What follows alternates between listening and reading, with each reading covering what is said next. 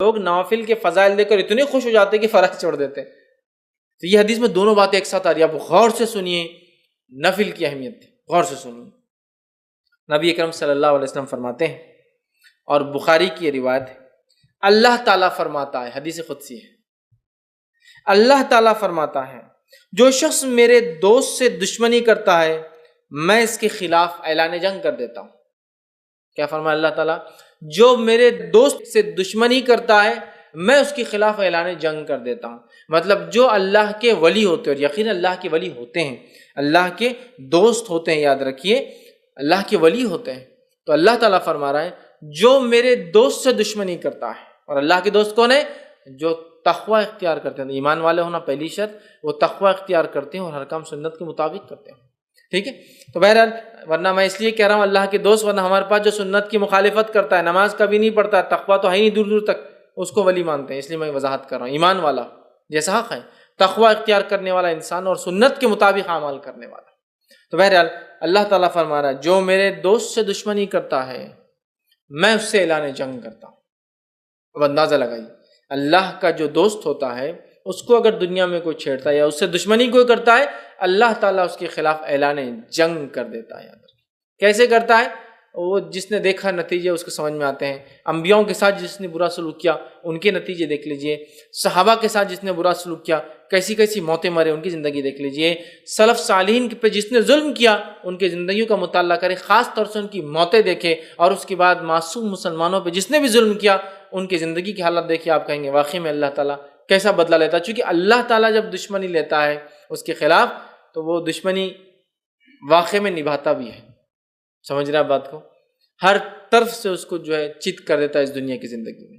تو بہرحال اللہ تعالیٰ فرما رہا ہے جو شخص میرے دوست سے دشمنی کرتا ہے اس کے خلاف میں اعلان جنگ کرتا ہوں. تو ایک بات ہمیشہ ذہن میں رکھنی چاہیے، اللہ کے نیک بندوں کے خلاف کوئی چال نہیں چلنا چاہیے. اس لیے کہ جب ہم اللہ کے نیک بندوں کے خلاف چال چلتے ہیں در حقیقت اللہ ہمارے خلاف اعلان جنگ کر دیتا ہے. پھر ہوتا ہے نا بہت سارے لوگ نیک لوگ خام و خواہ تنگ کرتے ہیں زمین کے معاملات میں، اس میں خام احتیاط کرنا چاہیے. آپ خطرناک زون میں جا رہے ہیں، آپ کو تکلیف ہو سکتی ہے. ٹھیک ہے، آگے آئیے سنیے. اللہ تعالیٰ فرماتا ہے اور میرا بندہ سب سے زیادہ میرا تقرب اس چیز کے ساتھ حاصل کرتا ہے جسے میں نے فرض کیا ہے.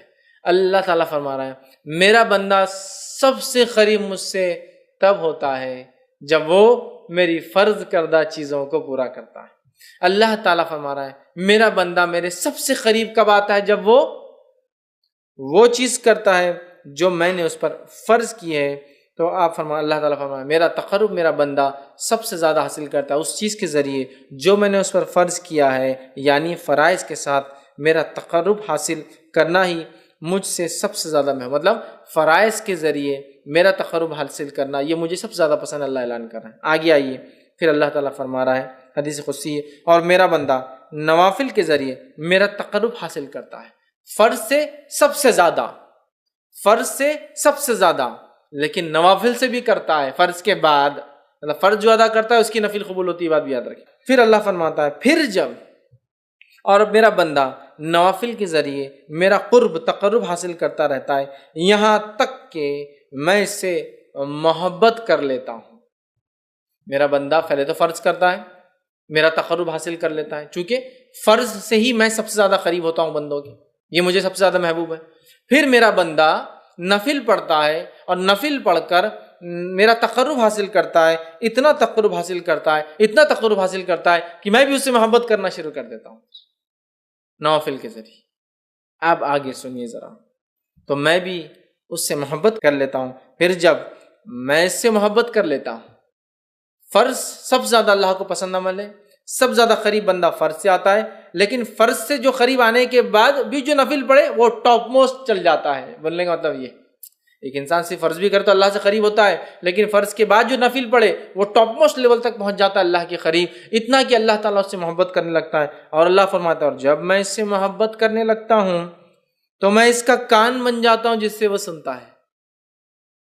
اس حدیث کو غلط معنی مت دیجیے کہ واقعے میں اللہ اس کے اندر حلول کر جاتا ہے، نہیں، مطلب وہ وہی باتیں سنتا ہے جو میں چاہتا ہوں کہ وہ سنے، کوئی غلط بات نہیں سنتا ہے. اللہ فرماتا ہے میں اس کا کان بن جاتا ہوں جس سے وہ سنتا ہے، اس کی آنکھ بن جاتا ہوں جس سے وہ دیکھتا ہے. اس کی آنکھ بن جاتا ہوں جس سے وہ دیکھتا ہے۔ عثمان ابن عفان رضی اللہ عنہ فرمایا کرتے تھے کہ مومن کی فراست اس کی نظروں سے بچا کرو، اس لیے کہ مومن جو ہوتا ہے نا اس کی آنکھوں سے چیزوں کو پہچان لیتا ہے۔ بہت سارے سلف کے واقعات ہیں، لوگوں کو، چہروں کو، ان کے حالات دیکھ کر پہچان لیتے تھے کیا پرابلمس ہیں، اس لیے نہیں کہ ان کو غائب کا نعوذ باللہ، لیکن اللہ تعالیٰ نے ان کو وہ صلاحیت دے دی تھی۔ ہوتا ہے نا، لوگ بولتے رہے ڈاکٹر ہاتھ لگا دے تشخیص کر لیتا ہے، چہرہ دیکھتے انہوں نے پہچان لیا کیا ہوگا، یا سوال کرتے دیکھو جواب وہی آیا جو سوال تھا، حالانکہ اس میں یہ بات نہیں کہی گئی تھی۔ یہ ساری چیزیں ہوتی ہیں، ٹھیک ہے۔ تو یہاں دیکھیے اللہ کے رسول صلی اللہ علیہ وسلم کیا فرما رہے ہیں کہ اللہ تعالیٰ فرما رہا ہے میں اس کی آنکھ بن جاتا ہوں جس سے وہ دیکھتا ہے، اس کا ہاتھ بن جاتا ہوں جس کے ذریعے وہ پکڑتا ہے۔ مطلب وہی دیکھتا ہے جو اللہ چاہتا ہے، وہی سنتا ہے جو اللہ چاہتا ہے، وہی پکڑتا ہے جو اللہ چاہتا ہے۔ مطلب مومن ہر وہ کام نفل کے ذریعے اللہ سے محبت حاصل کر کے اللہ اس کے ریٹرن میں اس کو ہر وہ چیز کرواتا ہے جو اس کا رب اس سے صرف پسند کرتا ہے، اس کے علاوہ نہ کچھ سنتا ہے، نہ کچھ دیکھتا ہے، نہ کچھ پکڑتا ہے۔ تو میں اس کا ہاتھ بن جاتا ہوں جس کے ذریعے وہ پکڑتا ہے، اور اس کا پاؤں بن جاتا ہوں جس کے ذریعے وہ چلتا ہے۔ مطلب مومن چلیں گا بھی تو اب سیدھے راستے پر، چونکہ اب وہ غلط راستے پر نہیں جائیں گا، چونکہ نفل کے ذریعے وہ اللہ کی محبت حاصل کر چکا ہے۔ اللہ کی محبت جو بندہ حاصل کر لیتا ہے، اس کا رب کا فضل اس پہ یہ ہوتا ہے کہ وہ ہر وہ کام کرتا ہے جو اس کا رب چاہتا ہے، اس کے علاوہ وہ کچھ نہیں کرتا۔ یہاں جو ہے اس سے وہ چلتا ہے، ان تمام اعضاء کو اپنی اطاعت میں لگا دیتا ہے، اور اگر وہ مجھ سے سوال کرتا ہے تو میں ضرور بھی ضرور اس کو عطا کرتا ہوں۔ اگر وہ مجھ سے سوال کرتا ہے تو میں ضرور بھی ضرور اس کو عطا کرتا ہوں۔ معلوم، ضرور بھی ضرور عطا کرتا ہوں اگر وہ مجھ سے سوال کرتا ہے۔ کون سا بندہ؟ فرائض کے بعد نفل کا اہتمام کر کے رب سے محبت حاصل کر لینے والا بندہ، دیکھتا ہے تو وہی جو اس کا رب چاہتا ہے، سنتا ہے وہی جو اس کا رب چاہتا ہے، پکڑتا ہے وہی جو اس کا رب چاہتا ہے، چلتا ہے اسی راہ پر جس پہ رب چاہتا ہے، اور جب وہ مانگتا ہے تو اس کا رب اس کی جو ہے ضرور بھی ضرور اس کو عطا کر دیتا ہے۔ اور اگر وہ میری پناہ طلب کرے تو میں یقیناً اس کو پناہ دے دیتا ہوں، اور اگر وہ میری پناہ طلب کرتا ہے، دعا میں خاص دعا یاد رکھی، پناہ مانگنا مصیبت کے وقت، تو اگر وہ میری پناہ مانگتا ہے تو میں اسے پناہ دے دیتا ہوں اپنی طرف سے۔ سبحان اللہ، کتنے بڑے بڑے فضائل ہے نفل کو ادا کرنے کے، کتنے بڑے بڑے فضائل، اندازہ لگائیے، ہے نا۔ اللہ کو سب سے زیادہ محبوب عمل لیکن کون سا ہے؟ فرض ہے، یاد رکھیے، فرض نماز، مال میں فرض عبادت زکوٰۃ، ہے نا۔ اس کے بعد اللہ تعالیٰ نے رمضان کے 1 مہینے کے روزے، اس کے بعد حج، سب سے زیادہ محبوب عمل۔ اس کے بعد یہ کرنے کے بعد بندہ نفل کے اندر دوڑتا ہے، آگے بڑھتا ہے۔ فرض نماز کے بعد نفل نماز، فرض زکوٰۃ کے بعد نفلی زکوٰۃ، فرض روزوں کے بعد نفلی روزے، فرض حج کے بعد نفلی عمرے، نفلی حج بولتے ہیں اس کو حج صغیر، چھوٹا حج، وہ کرتا ہے تو اللہ سے اتنا قریب ہوتا ہے کہ اللہ محبت کرنے لگتا ہے۔ جب اللہ محبت کرنے لگتا ہے تو وہ جو دیکھتا ہے وہ جو اس کا رب چاہتا ہے، وہی سنتا ہے جو اس کا رب چاہتا ہے، وہی اس کے ہاتھ پکڑتے اس کا رب چاہتا ہے، اسی راہ پر چلتا ہے، قدم چلتے ہیں جو اس کا رب چاہتا ہے، اور پھر جب اپنے رب سے مانگتا ہے اس کا رب اس کو پورا، اس کی دعاؤں کو پورا کرتا ہے۔ اور جب وہ پناہ طلب کرتا ہے تو اللہ تعالیٰ اس کو پناہ عطا کر دیتا ہے۔ میں سمجھتا ہوں بہت بڑے بڑے فضائل، یہ بخاری کی روایت تھی، ہمیں پتہ چلے اس کے اندر کہ نفلی نماز کے ادا کرنے سے جو ہوتے ہیں، جس میں سب سے اہم چیز جو پتہ چلی وہ یہ ہے کہ بندہ اللہ سے قریب ہو جاتا ہے، اتنا قریب کہ ہر چیز جو اس کا رب چاہتا ہے وہی وہ کرتا ہے، اس سے ہٹ کر نہ کوئی چیز سنتا ہے، نہ دیکھتا ہے، نہ پکڑتا ہے، نہ اس راہ پر چلتا ہے۔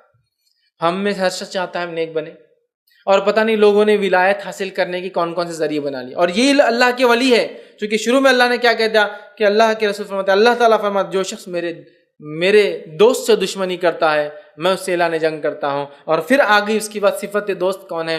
فرائض کے ذریعے نزدیک پہنچتا ہے، نفل کر کے اللہ کا قرب اور محبت حاصل کر لیتا ہے، پھر نفل حاصل کر کے پھر وہ جو مانگتا ہے اللہ پوری کر دیتا ہے، جب پناہ مانگتا ہے اللہ پناہ دے دیتا ہے۔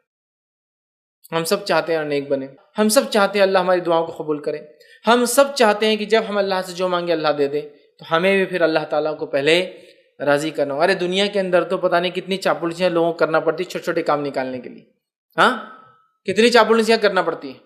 اللہ تعالیٰ آپ سے چاپلوسی نہیں چاہتا، اخلاص چاہتا ہے۔ اخلاص، چاپلوسی میں کیا ہوتا ہے؟ اخلاص نہیں ہوتا ہے، اخلاص چاہتا ہے، اور اخلاص کے ساتھ فرض عبادت اور نفل میں اضافہ کرو، اللہ تعالیٰ ہم کو دیں گا۔ ادھر بہت سے لوگ بولتے ہیں ارے یہ کیا بات ہوئی، کیا بات اللہ تعالیٰ دیں گا، تو اس کا مطلب یہ کہ ہم کو کوشش نہ کریں۔ کوشش کرنا ہے، لیکن تم لاکھ کوشش کرنے کے بعد بھی حاصل نہیں کر پاتے ہو نا چیزوں کو، لیکن جب اللہ کو ہم راضی کر لیں گے نا، تھوڑی کوششیں بڑے بڑے کام نکال دیں گی۔ تھوڑی کوششیں بڑے بڑے کام نکال دیں گی، اور اس کے بعد بھی اگر کوئی تکلیف آئے تو پھر وہ اللہ کی طرف سے آزمائش ہے، صبر کے ساتھ استقامت کے ساتھ ڈٹ کر مقابلہ کیجیے، دنیا اور آخرت میں اس سے درجات بلند ہوں گے اور اجر ملے گا۔ سمجھ رہے ہیں بات کو؟ یہ بات کو سمجھنے کی ضرورت ہے، یہ بات کو سمجھنے کی ضرورت ہے۔ تو اللہ سے قریب ہونا ہے۔ دنیا میں ہم کام نکالنے کے لیے سب کچھ کرتے ہیں لوگوں سے، اگر ہم چاہتے ہیں کہ ہمارا کام عرش والا کر دے، دنیا کی ساری مصیبت، مشکلیں، پریشانی حل، اور موت کی اور موت کے بعد کی اور آخرت کی وہ تمام چیزیں، تو پھر ہم جو ہے آسمان والے کو راضی کر لیں۔ ہو سکتا ہے دنیا والے ناراض ہو جائے، اس سے کوئی مسئلہ نہیں، لیکن اللہ راضی ہو جائے۔ لیکن ہمارا معاملہ یہ ہے کہ ہم اللہ کو ناراض کرنا چاہتے اور دنیا والوں کو راضی کرنا چاہتے، تو اللہ تعالیٰ بھی پھر انہی کے سامنے ہم کو جھکاتا رہتا ہے۔ تو اللہ کے نیک بندوں کی صفت آ گئی۔ فرائض کا اہتمام کیجیے، فرائض کے اہتمام، نفل میں اضافہ کیجیے، دیکھیے اللہ تعالیٰ کہ ہم دوست بن جاتے ہیں، پھر یاد رکھیے دوست بن جاتے ہیں، ٹھیک ہے؟ تو اس کی ہم کوشش کریں کہ نوافل کو ہم زیادہ سے زیادہ کریں،